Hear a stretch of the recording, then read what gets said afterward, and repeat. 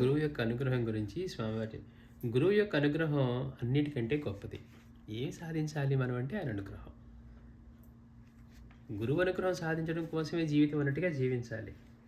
అన్నిటికంటే గొప్పది ఏంటి అంటే గురువు యొక్క అనుగ్రహం. అది లేనిచో మనకేమున్నా కానీ ఎన్ని ఉన్నా కానీ వ్యర్థమే.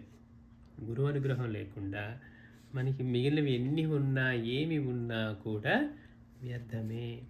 గురువు అనుగ్రహం అంటే అది గురువు ప్రసన్నులై అనుగ్రహించవలసిందే. అయితే గురువు అనుగ్రహాన్ని ఎలా పొందగలం అని ఒక భక్తుడు అడిగిన ప్రశ్నకు స్వామివారు అందుకు ఎన్నో మార్గాలు ఉన్నాయి. స్వామి గురువు అనుగ్రహం పొందాలని చెప్తున్నారు, బాగానే ఉంది. కానీ అనుగ్రహం ఎలా పొందాలి? ఏదో ఒక పని చేస్తే వచ్చేది కాదు.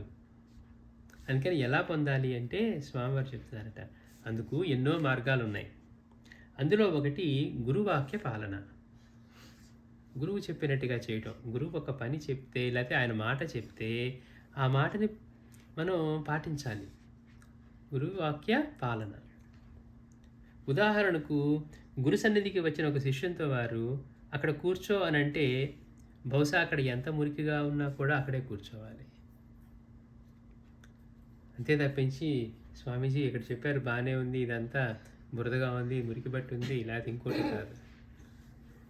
ఒకవేళ గురికి ఉదాహరణ చెప్తున్నారు, అక్కడ కూర్చో అంటే అక్కడ ఎలా ఉంది అనేది చూడకూడదట. గురువు చెప్పారు అంతే. అందులో దూకు అంటే దూకేయాలి, కూర్చో అంటే కూర్చోవాలి.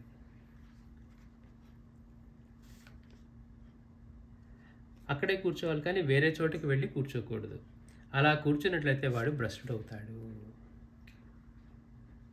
గురువాక్య పాలన చేయకపోవటం వల్ల వాడు భ్రష్టుడు అవుతాడట.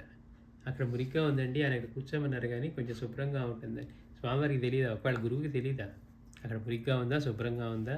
ఆయన చెప్పారు అంటే.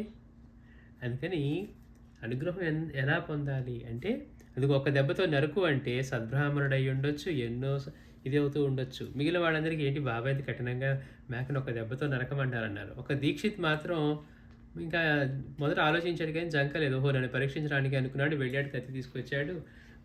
మొత్తానికి ఆలోచిస్తూనే కత్తి ఎత్తాడు. బాబా అన్నారు అక్కర్లేదు, దాన్ని నేనే చంపుతానన్నారు. అంటే ఆయన సద్బ్రాహ్మణుడు బాబా, నేను ఇంత ఇదిగా ఉంటాను, నా చేత మేకను చంపమంటారేంటి అని ఆయన అనలేదు. మిగిలిన వాళ్ళు అన్నారు.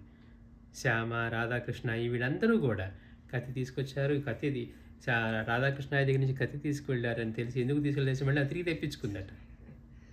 ఈయనేమో నేను ఇప్పుడే వస్తానని చెప్పి వెళ్ళిపోయాడు. ఉంటే మళ్ళీ ఎక్కడ నరకం ఉంటాడు. ఒక దీక్షిత్ అందుకే ఏమన్నారు బాబా, నా కాకా నేను విమానంలో తీసుకుపోతానన్నారు. అంటే అనుగ్రహం అంటే అట్లా ఉంటుంది. మాట చెప్తే వాళ్ళు పాటించాలి అంటే ఎట్లా పాటిస్తారు అని. అందుకని స్వామివారు అన్నారు ఎన్నో మార్గాలు ఉన్నాయి. అందులో ఒకటి గురువాక్య పాలన. కాబట్టి గురువు చెప్పిన దానికి భిన్నంగా చేశారనుకోండి వాడు భ్రష్టుడవుతాడు.